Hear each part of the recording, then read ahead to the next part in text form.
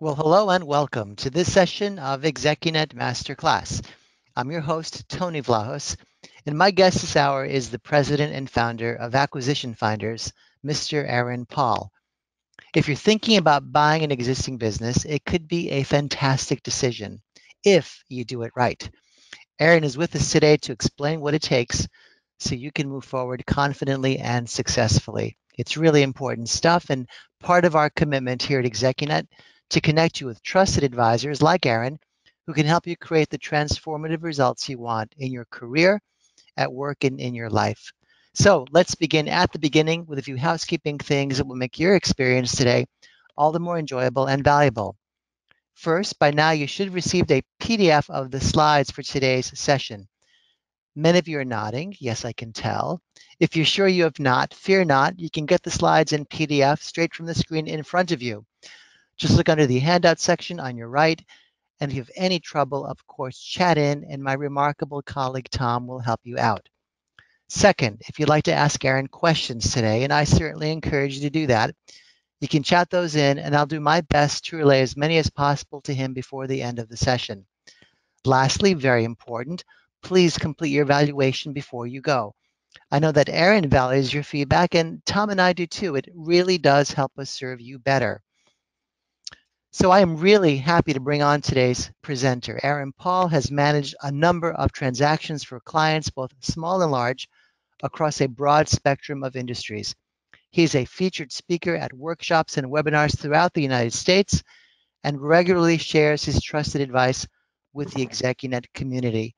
With that, welcome back, Aaron, to the ExecuNet stage. They are all yours. Well, thanks, Tony. I appreciate it. And I'm Aaron with Acquisition Finders, and today we're going to cover a lot. We're going to talk about the process of buying a business, what a good business looks like. We'll talk about also valuation, what you can afford, and then also go through kind of just some case examples of some folks that were in, maybe in a similar situation to you. Most folks come to us. They are looking to either exit the corporate environment and find their own business to buy, or they have exited the corporate environment and are searching for their next opportunity and want to make sure that it's definitely something that they're most interested in. So we do have a lot to cover, so I'm going to go ahead and get started. Again, we'll move fairly quickly. We'll be able to keep things going with as far as keeping the questions to the end, and I'll definitely leave enough time to answer all of those questions for you guys as well. So anyway, let's go ahead and get started. One of the things I always like to start with is a nice little quote, and oh, something happened here. I don't know what happened. Let's fix this from the beginning. Okay, there we go. I don't know exactly what happened there. It's still not working. Okay, there we go. So it's smarter, faster, and cheaper to buy a business than it is to start one. That's from Peter Drucker. And if you think about it, and this is a lot of what we're going to go through today, is why you would even want to do this. Really, the reason you buy a business is pretty similar to why you buy a franchise. You're going to buy a franchise typically because you've got confidence in the business model. You've got confidence that there has been some historical performance that has been good. So it definitely is going to qualify as a good investment for you. And then the other piece of it is that you're going to have some support along the way in the event that you have questions and things that you don't really understand. The franchisor is there to help you with. Buying a business is pretty similar to that. You have the biggest thing though is you're not paying a royalty fee. It's probably the biggest thing.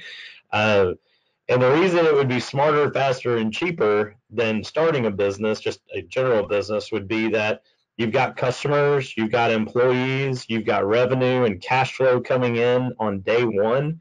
You don't have to worry about, is this business idea going to be successful? You've got historical tax returns and financial statements you can see. You can definitely see that the business owner has been successful over the years.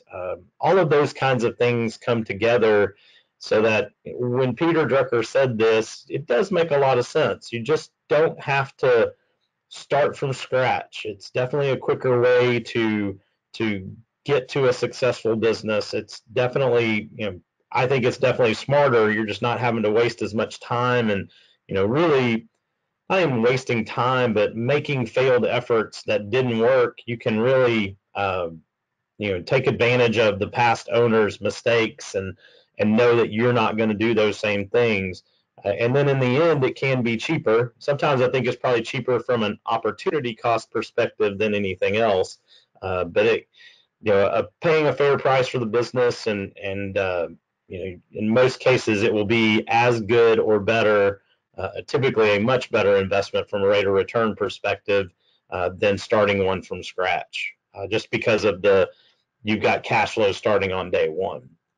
So another way to think about entrepreneurship is you're living a few years of your life like most people won't, so you can spend the rest of your life like most people can't. And I do find that to be true. A lot of our clients are searching for that lifestyle change. Um, Being a business owner doesn't mean you're just sitting on the couch watching TV or out on the golf course. You're definitely going to work in these opportunities that you find. But if you're willing to put in the time and the effort, you're going to find that you're going to build a lot of equity along the way. You're going to build a cash flow that can continue into retirement. There's a lot of reasons when you really think about it to buy an existing business, and we'll go through some of those later on in this presentation. But some of the main reasons right now why you would want to buy a business, the business climate today makes it an opportune time to buy. We've got a very, I want to say old business owner population, but it's definitely an aging business owner population. Financing is still relatively cheap. We'll talk about what that looks like later on. Cash flow provides an opportunity for an immediate paycheck and then allows the business to pay for itself. The way to look at that is a lot of our clients, when they come and talk to us about buying an existing business, they are looking for salary replacement. So let's say you were making a couple $100,000 a year in your previous job and you want to continue that. Well, if you do a startup, you may not be making $200,000 a year for 5 or 6 years. And same thing in a franchise, a startup franchise. It may take a long time to get the business to that level, which can support a salary of a couple of $100,000. When you buy an existing business, you know from a historical perspective that the business can support what you need, but then it can also support whatever the costs are for the purchase price. So whatever your financing costs are. Think about it like a piece of rental real estate. A lot of people like to do that. A lot of people, I think it's a great example when you really think about it, is you buy a piece of rental real estate to, one, build equity, and number two, take an income stream off of it. So if you've got an income stream coming in, you're going to take a little bit out of it, but then you're going to build equity in the business by having, or that rental property, by having that income stream help pay down that debt service. And that's how you keep building up this equity. Same thing happens in the business. It's kind of it's having your cake and eating it too, if you really think about it, because you're going to take a salary that you want, and then the business is going to pay for itself and continue to build this equity. Well, at the end of 10 years, when the thing is paid for, now all of a sudden you've got an asset and cash flow, and you've supported your lifestyle. So that's kind of when you think about it, it really does turn into a pretty attractive investment model when you just kind of put that rental real estate mentality on it. Again, proven track record, the business has customers, it's been around. A lot of our companies that we talk to have been around for 20 to 30 years in most cases, with the business owners kind of in their mid 60s to early 70s and ready to pull the trigger on an exit. So you definitely know that the business has been around and you can lean on that track record. Financing is very active. Good opportunities are easily financed. Rates are still low, but they are definitely trending higher. Fingers crossed we don't see too many more interest rate increases. And then again, it's a significantly reduced risk than other entrepreneurial options like startups, things like that.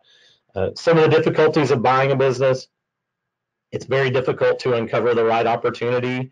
which is why 90% of, I almost want to air quote this, but buyers never actually find the right business. It is an inefficient business for sale marketplace, and I'll talk about that in just a few minutes. Due diligence is always an issue because you want to make sure you're digging into those skeletons that might be in that closet, and you don't want to be surprised. And sometimes you do get surprised, and that's when you have to back out of the deal and try to go find another one, because you definitely don't want to step into an owner's mess that he's made over the last 5 or 10 years. But that's what due diligence is for, is to sniff that stuff out. And then it's going to cost you more. I mean, you can go start up a franchise right now. I don't know, it may cost you anywhere from $50,000 up to $500,000 to start a franchise. And then, you're going to have costs that go along with that along the way. You can start up a consulting practice for basically nothing. So when you buy an existing business, you're buying somebody's income stream or that cash flow of that business. You may have a deal that's $1 million or $2 million or $3 million. All of a sudden, there's a little bit of pucker factor that goes into that, because you want to make sure that you're not overreaching and mortgaging yourself financially to buy this business. So you definitely have to kind of weigh all of your options, especially considering the financing piece of it.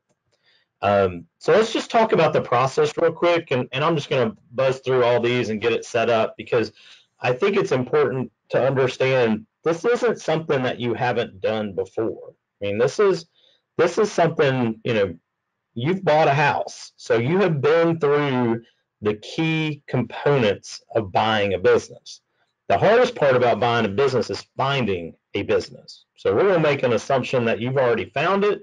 You're good to go. We've got the opportunity in hand. So what we're going to do is we're going to look at 3 years of financial statements, tax returns. We're going to interview the business owner. We're going to have a couple of conversations. We're going to look at inventory. We're going to look at receivables. We're going to basically look at the financial aspects of the business to determine what it's worth. And I'll talk about valuation later on. But let's just go ahead and assume it's worth $1 million. And from our calculations, it's worth $1 million. From the business owner's calculations, it's worth 1.2 million. So let's start negotiating. So if you think about it, when you buy a home, it's the same concept. You think you know what it's worth. There's a listing price that the real estate agent has said that this is what it's worth, and then you start negotiating off of that. So now that you've got kind of a final number pinned down, you memorialize it. You write up a letter of intent to purchase, and when you have a business, it's basically the same thing as a house. It says, I'm going to buy the assets of the business. This is what I anticipate to be there when I close. These are the fixed assets. These are the receivables. This is the inventory. I expect all of that to be there, and I'm going to pay you $1.1 million for the business. And then we're going to try to close it in the next 60 days.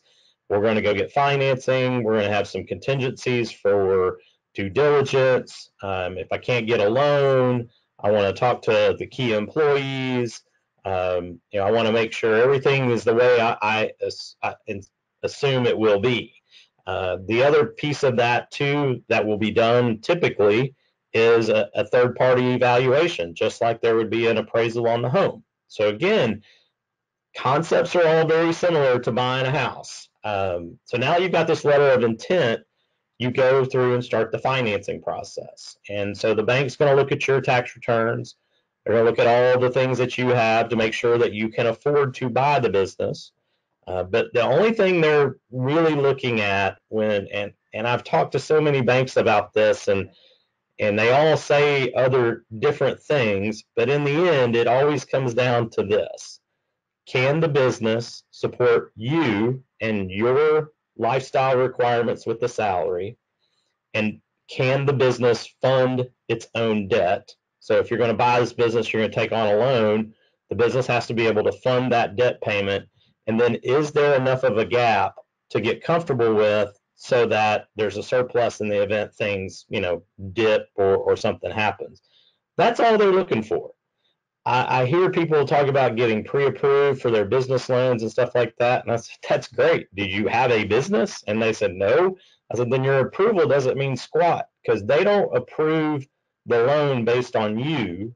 They really approve the loan based on the business. And at least that's what I have seen. And we've done well over 100 of these, SBA loans. And so that's what I see out there. So again, those are the key things. Can it fund you, and can it fund itself when you buy a business?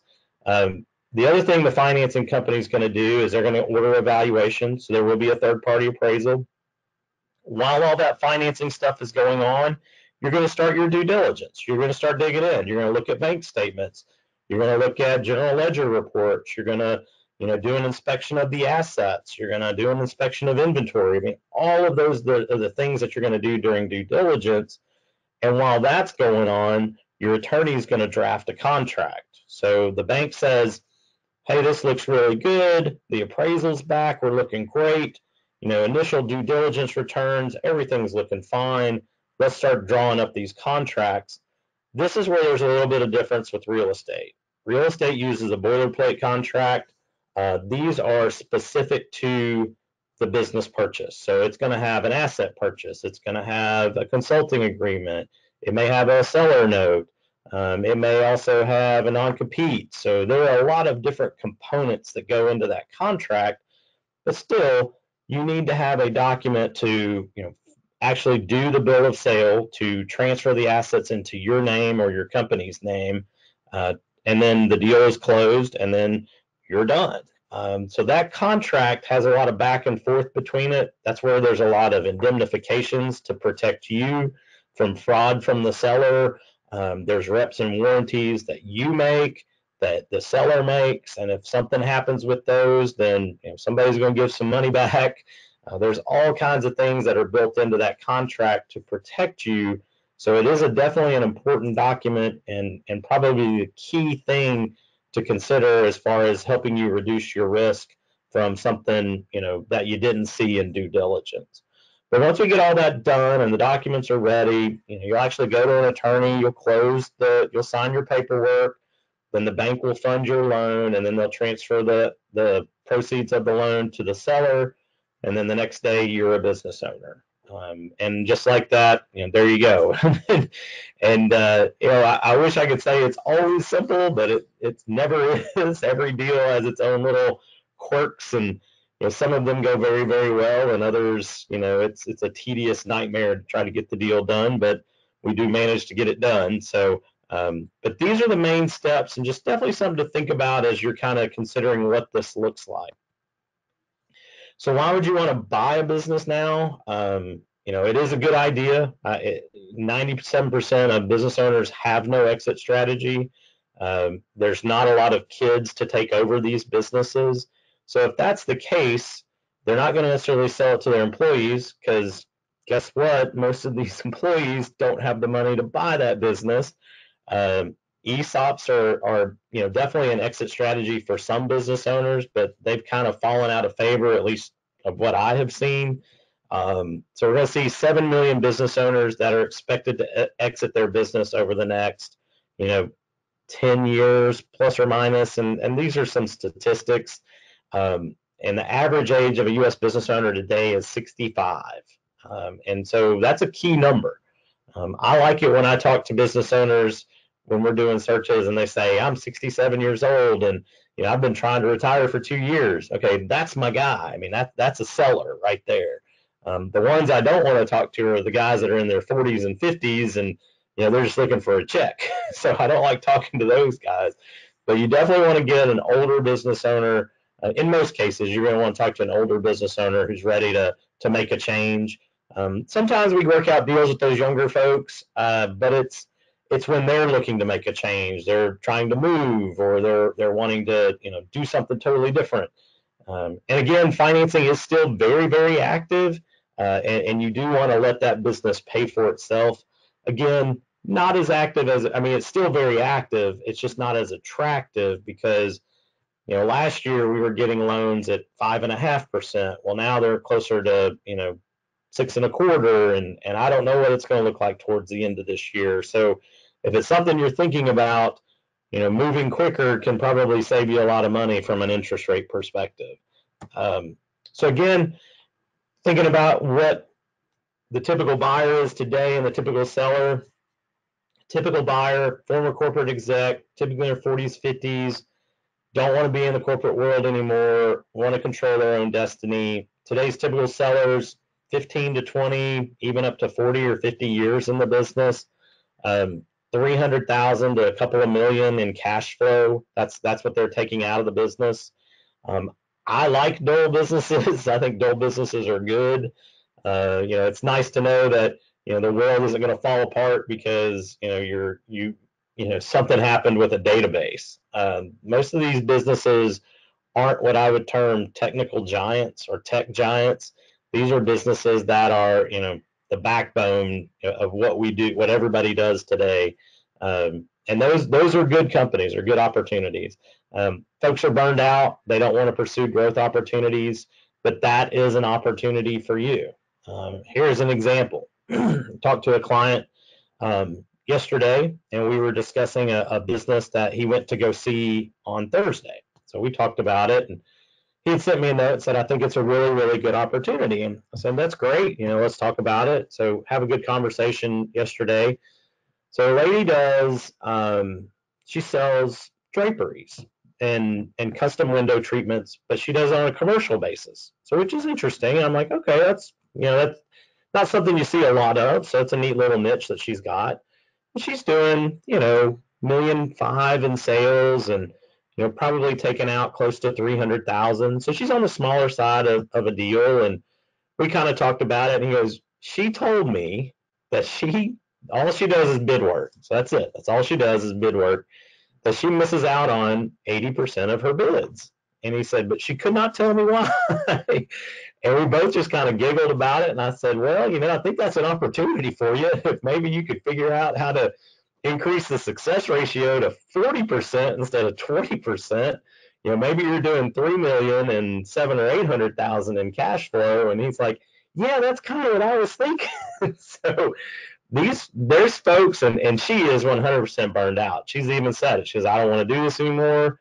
And after that conversation, my client got really intrigued because one, he can buy it at probably a reasonable price today, but then he can grow it, and really work in it and really try to expand it and then put a lot more money in his pocket. So, thinking about opportunities like that. Now, that's not every deal by any stretch, but there are definitely opportunities that are being missed by these business owners, especially the ones that are in their 60s. I can almost guarantee it.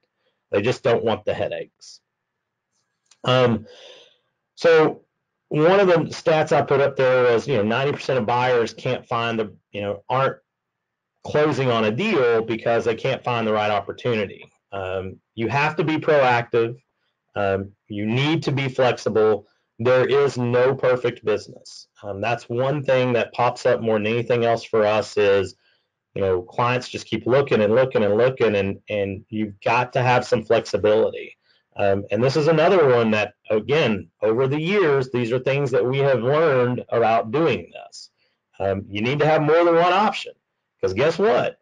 One of those deals is not going to work. And if it doesn't, you better have deal number 2 in the hopper, deal number 3 in the hopper, or otherwise you're going to stretch this search out for a significant period of time. And if you're in the mode of salary replacement, you've got to replace that salary sooner rather than later. So you want to make sure that you're doing this as expeditiously as possible. Family concerns, hey, you may think it's a great idea, but your spouse says no.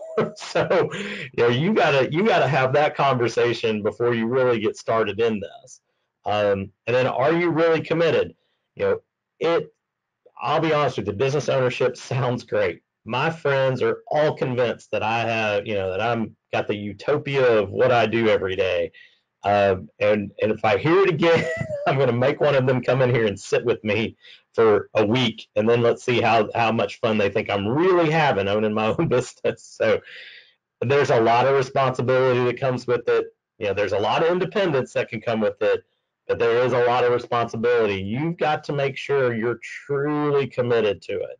And the other piece of that is up above on the family side, you need to make sure they're going to be committed to it, because it is a lifestyle shift. Another reason a lot of owners or buyers fail is they overanalyze.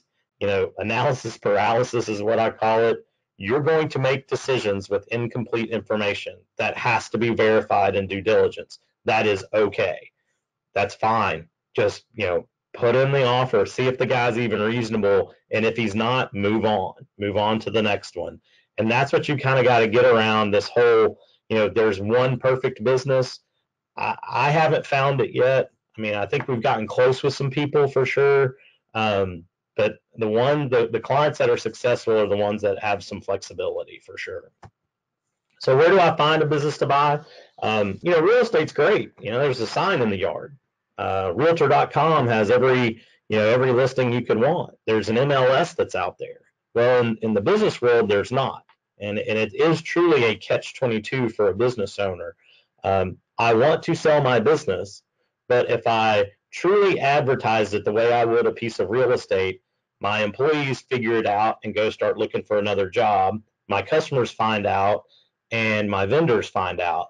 And then next thing you know is all the value that I've built for 20 to 30 years is gone, because those are the key elements of value or value creation when you own a business.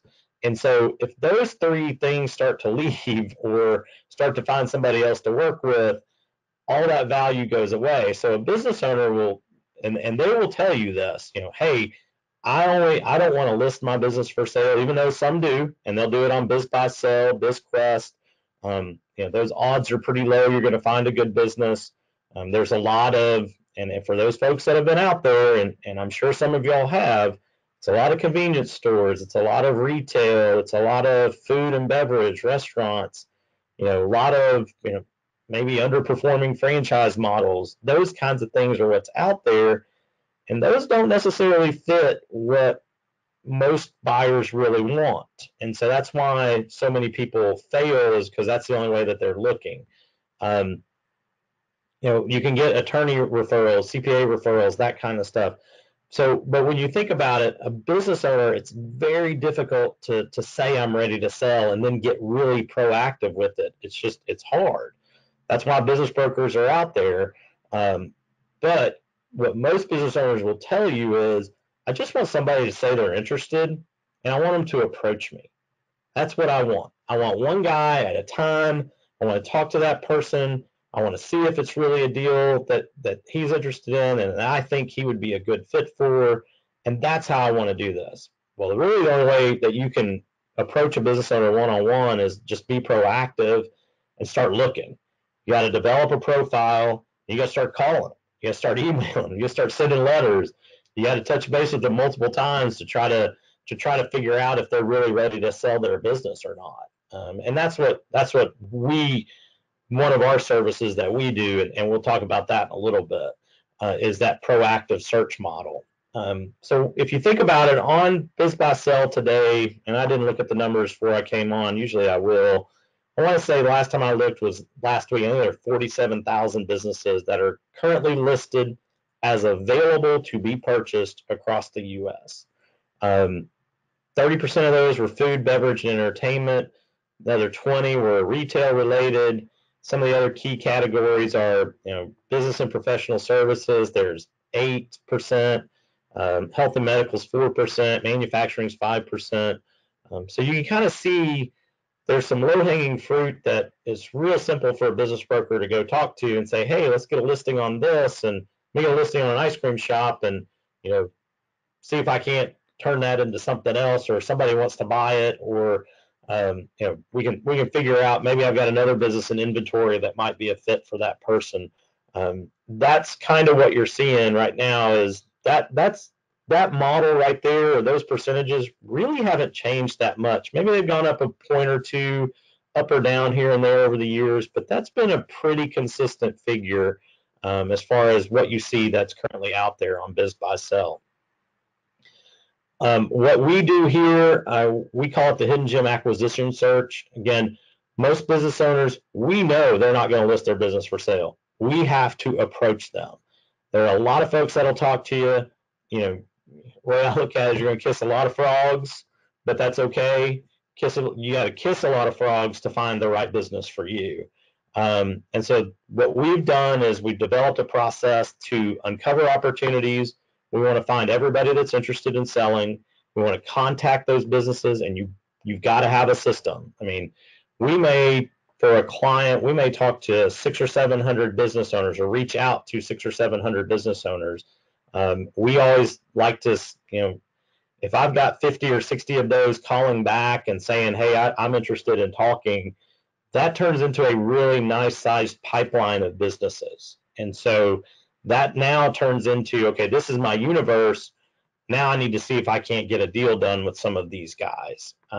Again, you're the only one looking in most cases, so there's not a lot of competition. You don't have a bunch of other people that you're bidding against or anything like that. Gives you the opportunity to make sure that it's the best opportunity for you. The time frame, I always like to say 6 months. Sometimes it's much quicker, sometimes it's longer, but 6 months is a good average. I know when a client signs on with us, we always like to say, our goal is to have a deal done in 6 months. So that's just to kind of give you some ideas of timing and kind of what that looks like. So this is our process, but this is something you can be doing on your own right now. You can develop a target profile. So think about what you are interested in. Think about how much money you've got to put into a deal. We have a workbook that we will send you if you want one, to kind of help you go through that process of, these are the kinds of businesses I'm interested in. I need it to be in this geography. I want to think about, how much money I've got to put into this deal. So it helps you build the profile of the business that you need to go after. Then what you need to do is you need to go out and find them all. So let's say you needed to find, all your profile stuff came back, and I love the medical and healthcare space. So let's go find the 600 or 700 businesses that meet that. Okay, find them, get their contact information, and then you got to start following up. You got to reach out. You got to say, hey, I'm interested in buying a business that looks like yours. If you have any interest in selling, please let me know. I'd love to talk with you. And then once you start that process and people start calling you back, you have to start qualifying. You have to start asking them questions. We want to get 3 years of financials. We want a face-to-face meeting. I may want 3 or 4 face-to-face meetings. We're going to have multiple conference calls. I may need your CPA on the line. Those are the kinds of things that you need to start doing so that you can make sure that this business can fit your financial goals, because we think it fits you from an industry perspective and we're all gung-ho about it. It may be the best business in the world, but if the guy's making $100,000 a year in cash flow and you need 250 as a salary, this business isn't going to work. So you've got to cut to the chase on some of that stuff fairly quickly.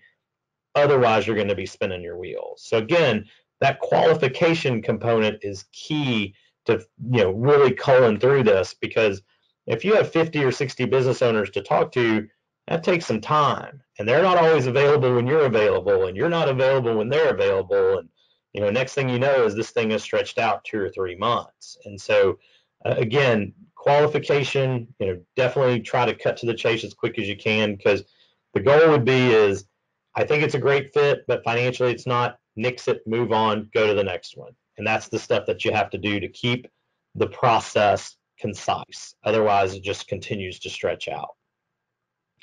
So now we've talked about buying a business. We've talked about that, what that process looks like. We've talked about other stuff as far as what the marketplace looks like. Let's talk about valuation and financing. So Warren Buffett, probably the best valuer of businesses that has ever been around. Owners' earnings are the best way to measure the success, and the key word here is value of a business. So when we look at how we're going to value a business, we're going to look at cash flow. And by cash flow, and I've got a little formula I'll show you on the next slide. Cash flow can mean a number of things, but to me, it's an adjusted EBITDA number, and I'll go through the calculation for you in just a second. Once we know what that is, and then we can think about what the business is today, what it's looked like in the past, what the trends are, what's the competition look like, then what we're going to do is we're going to multiply that cash flow to build out a value. And in most cases, at least what we're seeing is the multiplier is between 2 and 4. It's actually probably closer to between 2.5 and 4, just because as cash flows increase, the multiplier tends to increase. But we'll talk about that in just a second.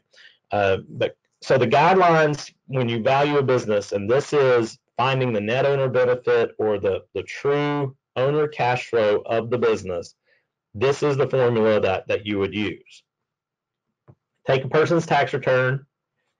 Then what you're going to do is you're going to look up in that tax return. It's going to say, okay, Mr. Smith took $250,000 in W-2 salary. Okay, so profits at the bottom. I'm going to add $250,000 to that. I'm going to add back depreciation, interest, amortization. I'm going to take into account fringe personal benefits, car insurance, car payment, cell phones for family, vacation travel, all that stuff that you hear about that business owners do with, I'm paying personal expenses through the business. It is 100% true. They all do it. Every single one of them does it. And that is okay, but they all do it. So you have to take that into account because you, as a business owner, may not do that, but you also need to calculate, I need to know what the really true cash flow is on this business. And getting all that personal stuff and all that fluff out of there is key. If there's any one-time expenditures, you're going to add it back. An example of this is had a client, he was buying a business and there was hail damage on the roof. Well, it was a $75,000 repair and maintenance expense. And so what we did is we said, yeah, that's an add back. It only happened once. It hadn't happened before. We'll definitely add that $75,000 back because that's an expense that wouldn't have continued going forward and hadn't happened in the past. So it's definitely an extraneous thing. But then what you'd also want to do is now that you've got all those numbers added up, then what you're going to do is subtract out any capital expenditures. And this would be, maybe you have to buy a new truck every year, or you got to buy buffers or something to that effect, something that's a continuous, capital expenditure to keep the business stores open and continue working and doing the same things that you have. So when you do all of that and you plug that formula in, you get total owner benefit. And then what you're going to do is that's the number you're going to multiply by 2 to 4 to build out a valuation range. Now, you may throw in some extra things. I always like to. If I can get all of somebody's inventory and accounts receivable and pay them a minimal, multiple of cash flow, I think that's a pretty good deal. So, there are nuances to every deal, and I wish there was the true rule of thumb that everybody followed, but there's not one. But I do like the multiplier method, and then I always like to throw in as much stuff as I can get for a client underneath that multiplier method. But sometimes, an owner is going to say, I want to back out the accounts receivable, or the inventory is extra. Well, then we have to go back and recalculate. Is that something that we really want to do? So this is probably this slide and the next slide are probably some of the key ones to think about.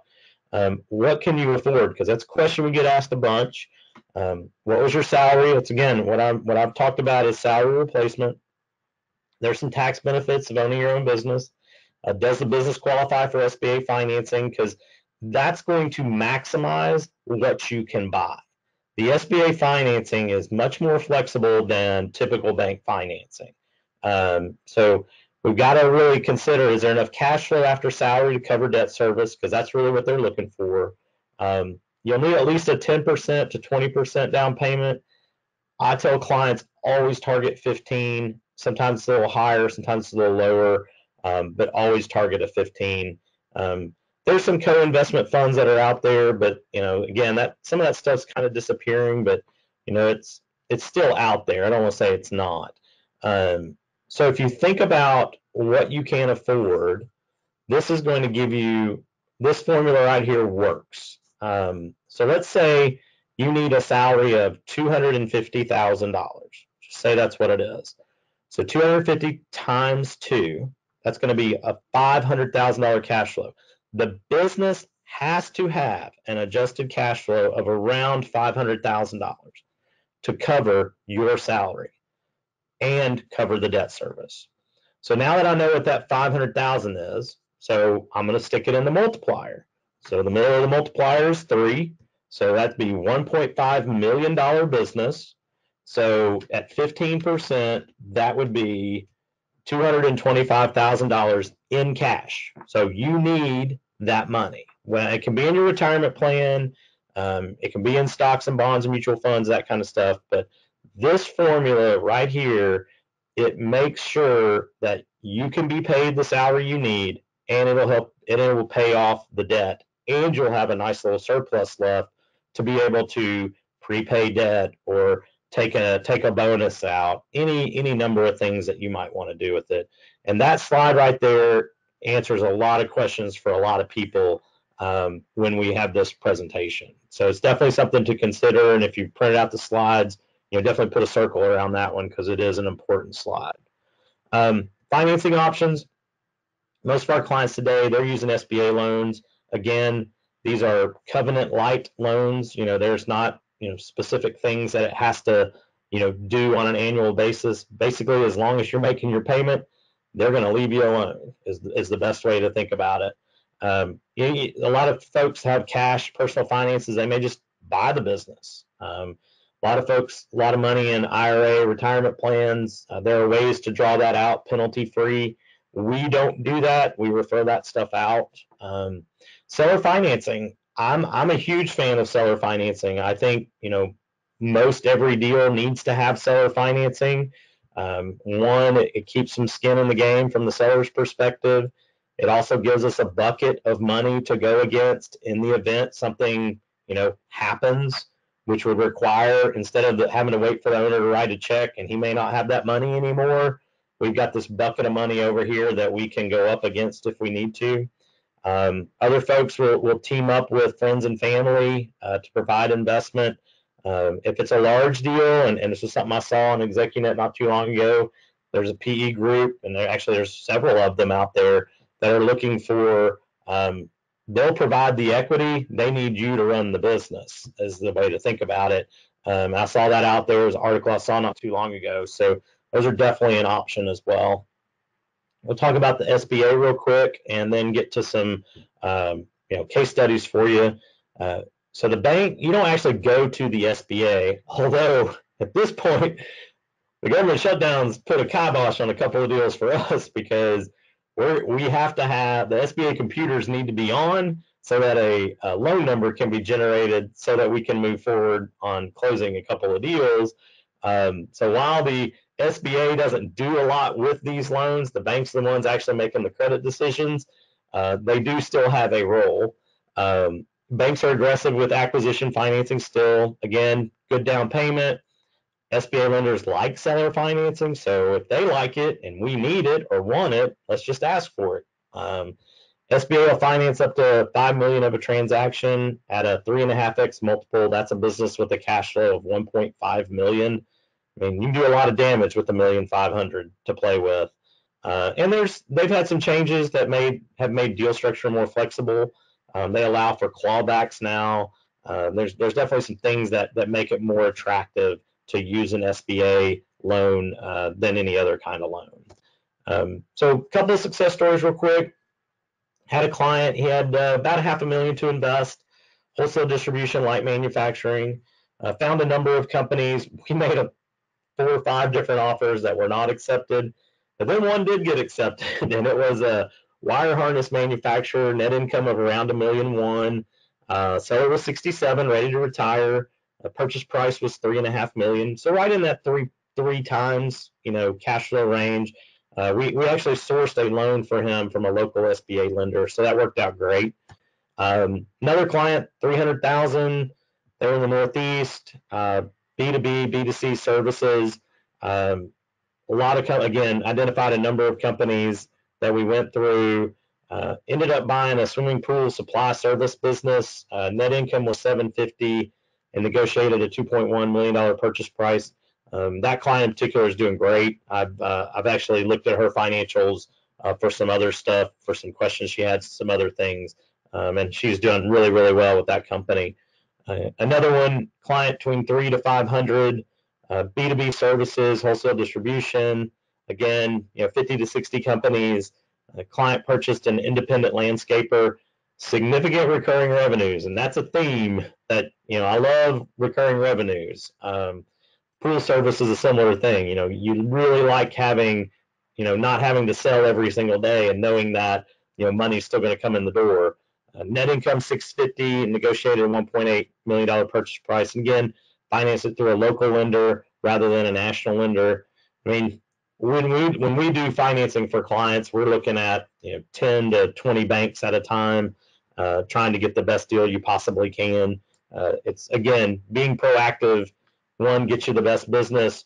It also gets you the best deal from a financing perspective, and having the ability to have them in a competitive situation is key. So think about your next steps. Evaluate your true desire to move this forward. Have those conversations with your family. It's time to do a self-assessment. Like I said, I'm more than happy to share workbooks with folks. Just let Tony and them know, and I'll get that out to you. Think about the type of business, what you can afford. Use the formula that's on the slide. What does your geography need to be? Assemble your team of advisors. Key thing, get proactive. Tomorrow is a great day to start, but why not just do it today kind of thing? Because this does take time. This is not something that's going to happen overnight. Even if I had a deal, let's say you wanted to be in Memphis, and I've got deals here in Memphis, and you said, I want to buy a business today, and I'm fine with this one right here. And you put your finger on it and say, that's the one I want to buy. You're at least 2 to 3 months from actual close, just because it takes time to do financing, it takes time to do due diligence, it takes time to generate documents. So think about that, and then throw another 3 months of actually trying to find a business to buy, is really the key thing to think about. So that'll wrap us up. Tony, I'm going to turn it back over to you for any questions, and I'll be here to answer as many as we can get in the next 10 to 15 minutes. Okay, Aaron, thanks a lot. We do have questions from the class. Let's dial back to something really fundamental. Aaron, what makes a successful acquisition search? Yeah, I probably harped on it a little bit there for on one of those slides. I will tell you, flexibility is key. I think I think that's the main thing. Desire is great, all that stuff, but flexibility is key. Having the understanding that there is no perfect business. Every business is going to have a couple of blemishes on it. It's just, can you deal with those blemishes that are there? And that's why you've got to have multiple deals, in place. I'll tell you that the last client that I personally worked on, it's one of the ones we're still waiting to get, the SBA to open up its computers again. We probably made 5 offers at least, if not, actually it's probably 6 before we got to the one that ended up being a great deal. It just, it wasn't his first choice, but after we talked about valuation and all that kind of stuff, and he came back to it and was like, okay, I think I can see myself running this business. And now he's, gung ho and ready to go. So having a little bit of flexibility is going to be key. I think that's what makes a successful search. Now, a lot of our listeners are probably thinking, Aaron, I don't have the experience in the business. I haven't run one before. It's a different industry. Are those necessarily deal breakers? I don't think so, and it's definitely not to a lender. So one of the things with ExecuNet that I know is out there, because I see it, is help with resume creation and resume tweaks and things like that. Well, here's what I think: when you buy a business, you should be able to repackage your skills and your past experience, whether it's a resume or whatever you want to call it. You ought to be able to repackage that and be able to pitch it to a bank that says, hey, I was really good at doing this last year, or in my past corporate role. That is going to help me become a good leader or owner of this business in the future. And here's why. Because, like, it may be I was a project manager. Well, I managed, you know, 15 different projects. Well, I'm buying a landscaping business. It is nothing but projects and project management. I'm not out there cutting grass. I'm not out there weeding. I'm not installing this stuff, but I have to manage the people. I have to manage expectations from the clients. I have to manage budgets. I was great at that. I'm going to be great at it over here. And so that's what I'm saying is I think it's kind of a repackaging and a different way of looking at it is like, I was really good at this stuff. That's going to help me be successful over here, and here's why. Yeah, I think makes that's what sense. you got to Yeah, it makes total sense. You mentioned the landscaping business. What types of businesses do you see clients buying these days? Said differently, is something really hot out there that our corporate executives should know about? do. I wish there was like a hot industry or something like that. It'd make my life a little easier because everybody would be concentrating on it probably. Um, yeah, I think there's so many opportunities and so many different businesses. I am, we do here in my offices, we talk to business owners every single day. Um, every day I am finding a new business where I'm like, holy cow, I had no idea you can make that much money doing that. I mean, and it may be a moving company and he's just got this little niche. And you'd say moving company or a landscape business, even landscape or, like a distribution business that has a specific niche that it's in. You just kind of, you just dig in and have these conversations and you're just like, holy cow, I had no idea. I knew somebody had to buy that stuff. I just didn't know where they bought it from. But there's just so many different industries and so many different businesses. Our typical database that we will start with has, well over 2 million businesses that we even just get started with. And it's just constantly amazing what's going on in that little universe of 2 million. That's So incredible. Yeah. it's pretty cool. Hmm. And what I picked up on from what you said earlier is you're never really too old to move into this space, right? I mean, a lot of us come from uh, corporate life and we've been in it for what, 20, 30 or more years. If I want to do this, could I tell myself and believe that I'm too old to do this? I mean, I think you're as old as you feel, probably. I'm one of those, so I still think I'm 18, but no. Um, I mean, the way I look at this, and you know, fortunately, most business owners don't see it this way because they're just tired. They're just tired of running a business. They started it, they've grown it, now they're just tired. Um, I see buying a business as an ongoing investment. Like if you do this right, and you buy a business, you take a salary, you let the business pay for itself. In 10 years, the business is paid off. And if you don't have debt service on a $500,000 in cash flow, that's a $500,000 that you can go do something with in your personal life. So I think this turns into if you do it right and you think about it correctly, this can turn into a retirement lifestyle kind of Right. business where, Mhm. hey, I'm only going to go in for a day or two. I have a gentleman in Atlanta who I've convinced that it's time for him to sell his business. He literally, I've seen him there. He works 1.5 days a week and he's pulling over $1 million out, but he's ready to sell it. And what happens is they get tired of headaches. They get tired of employees. They get tired of customers, and they just don't want to deal with it anymore because they've been doing it for 20 or 30 years. To me, some of these business opportunities can be an ongoing family legacy where if you do it right and you have a kid that wants to continue to stay in the business and run it, let them run it. Peel some money out of it. If you have an ongoing income stream in retirement, you don't have to touch IRA and 401k assets. Those pots of money can sit over there and do their own thing. You can have this business help you fund your true retirement lifestyle. At least that's how I look at it. That's how I see it. It's more than just I'm going to buy this business and make a bunch of money and maybe I'll sell it in the future. I think that's where I think a lot of business owners get short-sighted, but then they also don't have kids to take it over. They haven't invested in HR processes to find a good manager to run that business. And if they did, they're not compensating them adequately to make them want to continue to run the business.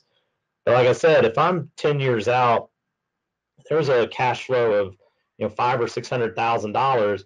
I don't necessarily need all that money. I can give some to a manager and build a process to train somebody to truly operate as a CEO, and I can become the president emeritus or the chairman of the board or whatever you want to call it, and I don't have to touch this business every single day anymore. I think that's where the true opportunity lies with a lot of these businesses. Mhm. All right. A lot of us listening are wondering about your engagement model. Said differently, how does Acquisition Finders get paid and by whom? Yeah, that's always a fun one to answer, isn't it? So we are paid by buyers. We work that into the financing structure, so that we try to keep it out of from being out of pocket. But we are paid on a successful transaction. So just like you'd pay a realtor or anything like that, we do charge a small retainer up front, but that is credited if we close on a deal. And so our fees will start at 5% on the first 2 million in deal value, and then they'll step down after that in the percentages. And I'm more than happy to share the details on that with anybody that's interested. So I can forward a copy of our template agreement, and they can definitely see it. Okay, great. Let's talk a bit more about loans, specifically the SBA. What other financing options would you recommend when you're not using an SBA? I think we Um, heard something about 401ks and retirement. Help us understand that.